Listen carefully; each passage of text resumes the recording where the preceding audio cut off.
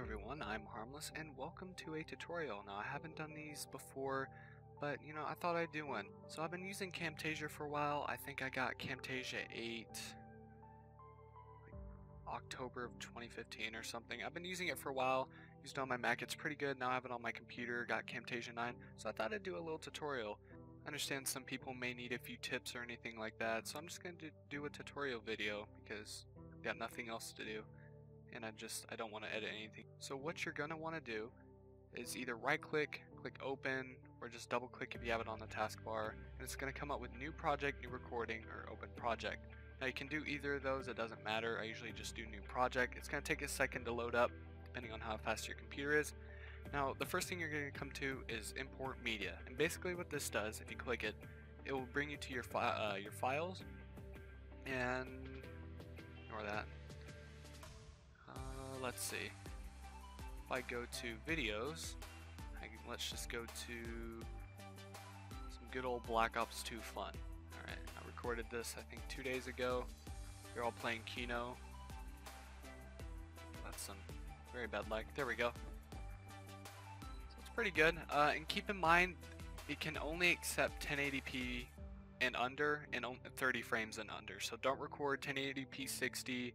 Well, if you want to, it's just going to bring it down to 30. Don't record 1440p or it's going to downscale, etc. Alright, back on topic. Alright, so we have the video. Now, we can do some basic things. If you come over here, you can add like maybe animated backgrounds like this. If you play this, it's like just a cool thing, like if you have a green screen. Alright, so you have that. And if you go to the right, you have a few options. Scale, if you want to go zoom in.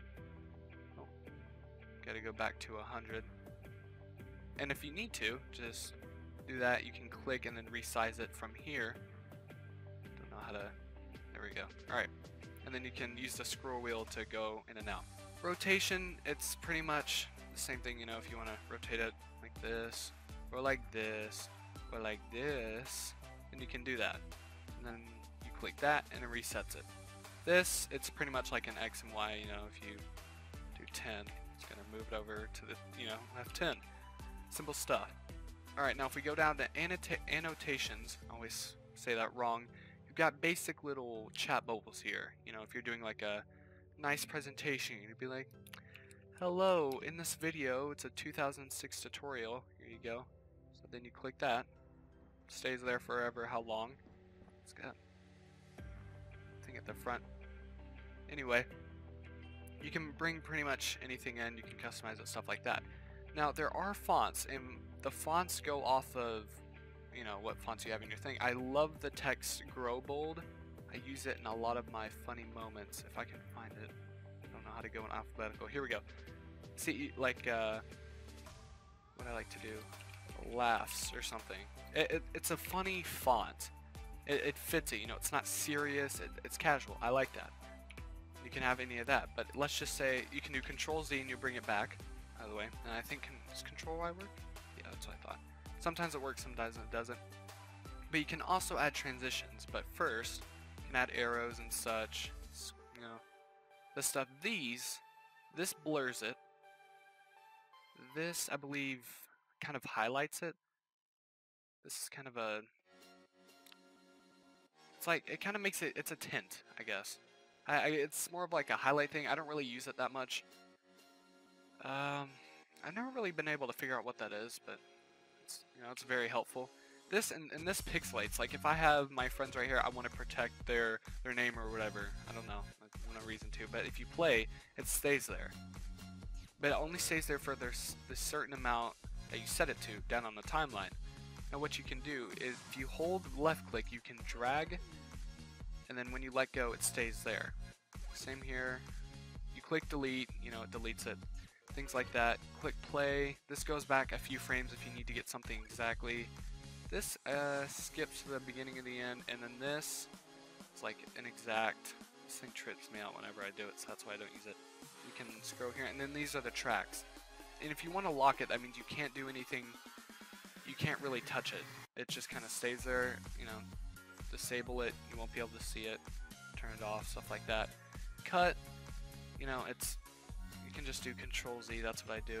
Just all this, I don't really use this stuff, and this stuff isn't really useful except for this. If you don't want to use Control Z, just do undo, redo, stuff like that. Alright, you got the boxes, Control A, all this stuff.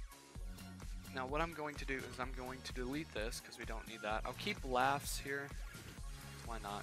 Just keep it here if we need to use it. But transitions, alright? I like to use this one especially. Let's just say I do. So you can drag this over here, and then you right click on it, and then you can click split. Split all is if there's more than one, and it splits both. Control Z. What I like to do is if let's just say, oh, and if you drag this, I'm like all over the place. It acts like you split, like there's nothing here. It just takes it away. Instead of having to cut it and remove the clip, you can just drag it like that. But let's just say I do that, and I want to take out a boring time, maybe where we're just training or something, I don't know, and a ton of time has passed. And what I like to do with cutting is, for cutting, I do like something if it's like a quick jump or it's like 5 seconds ahead, stuff like that. For these fades and transitions, I do that if it's like a whole time has passed. So like we'll be playing right here, running around, that's too far. Get the haymaker, and it does the cool fade to where it's like, oh wow, time has passed. Things like that. Circle stretch, all of these are transitions. They're really helpful. They make it look professional, etc. You can organize it I can't speak. Fades, movement, objects, stylized, organize it. It's really helpful. Moving on to behaviors, it's pretty much transitions for text. So if we go back over here, go to laughs, we add, if you can drag it over here, or you can drag it down on the play. Anyway, you can add that there, and what it does is it makes it do a cool little animation. I only use it. I've never really used it because the type of content I do isn't really necessary, I guess. But you know, you could always give it a shot. I think this feels like more of a professional kind of making an ad or something like that. Here we go to zoom and pan and animations. Now for zoom, which I absolutely have a fun time with, you can move this around. It's like a kind of a crop, but you know, look at this fantastic name right here. You can do that. Once you start it, like once you zoom, there'll be an arrow right here, and if you drag this, it will alter the magnification. So if you go all the way out, it'll be super, like everything will be compact and you can see the entire thing, mostly, unless it's a super long clip. But if you go all the way up, you can see like everything, except it's really hard to narrow down where everything is. Alright, so basically if you go before here, it's going to be normal, but as it passes over the arrow, it's going to zoom in. But depending on where you zoom it in to, like I would want it, oh, see, you can also do a second zoom in. And that's where it gets fun. So if you want to shake your screen, you know, it like goes all over the place. That's what zoom does. You can delete those. Animations, it's, you know, you just look at these. You can drag them in, tilt right, tilt left, kind of like a PowerPoint type of thing. Cursor effects, it's like, you know, if you're doing a tutorial like mine, but I don't have a cursor in this, so, because I'm playing on the Xbox. Things like this. It's really only needed if you're doing one of those, I don't know, word tutorials, stuff like that.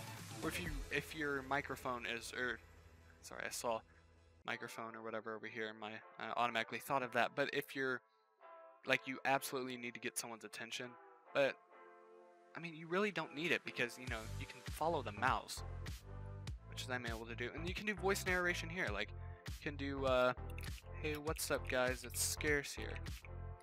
I can't type.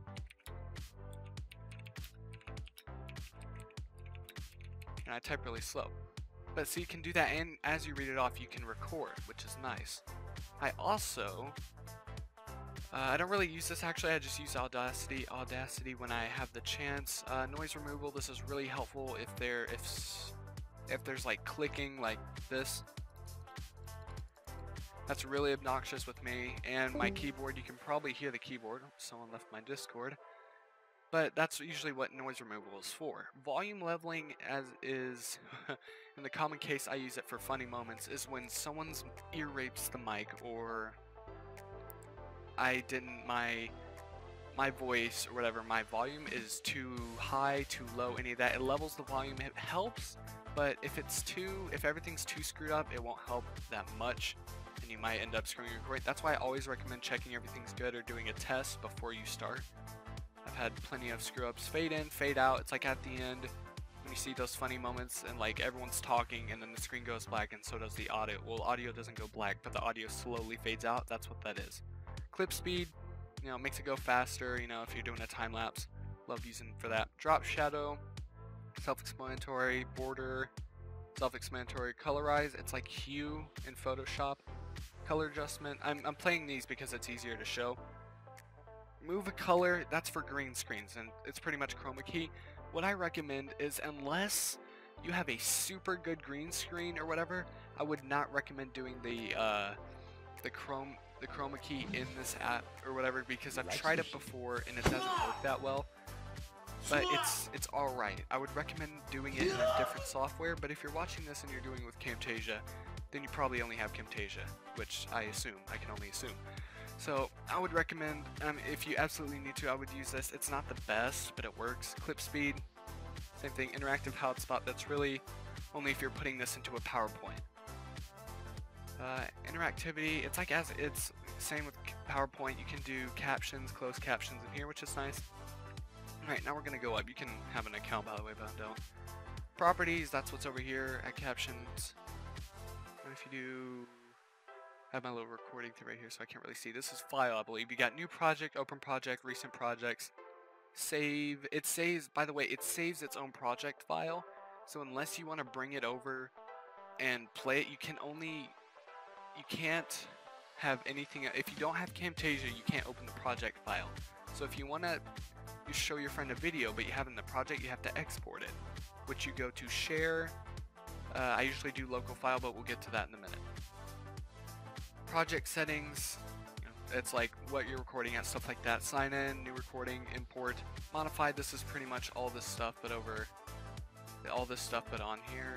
View, it's pretty much the same thing. Now share, I tried this before. It's really wonky. Huh? Never had that happen before. He has not been on in a year. Okay, interesting. Back to this.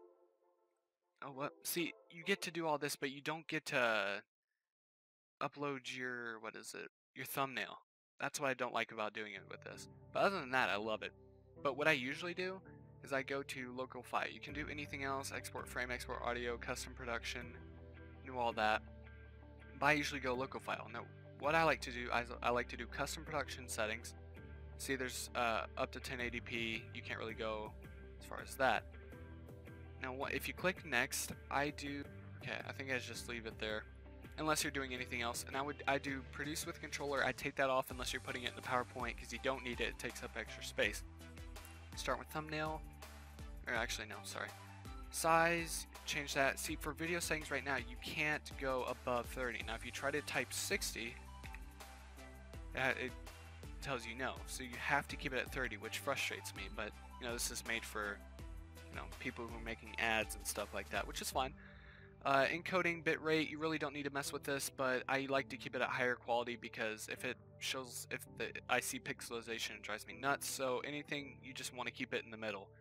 Especially if you don't have enough space, I would definitely keep it in the middle, or at least lower if you're okay with a smaller file size. Yet it looks worse, but you're alright. Keep it at NTSC unless you know what you're doing. Bitrate, keep it at 128. Everything's alright. Next, if you want to include your watermark, you can, but I usually don't because I have one for YouTube.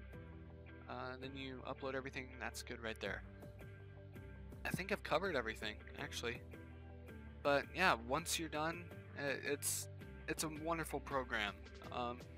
I use it a lot. It's really user friendly. Compared to Sony Vegas, it doesn't have as much features, but I definitely feel like I can edit easier and faster than this. between the two programs in my opinion, but that's probably just me. Maybe it's because I've been using this longer. I don't know. It's all up to you guys to decide. Thanks for watching, and I'll see you guys later.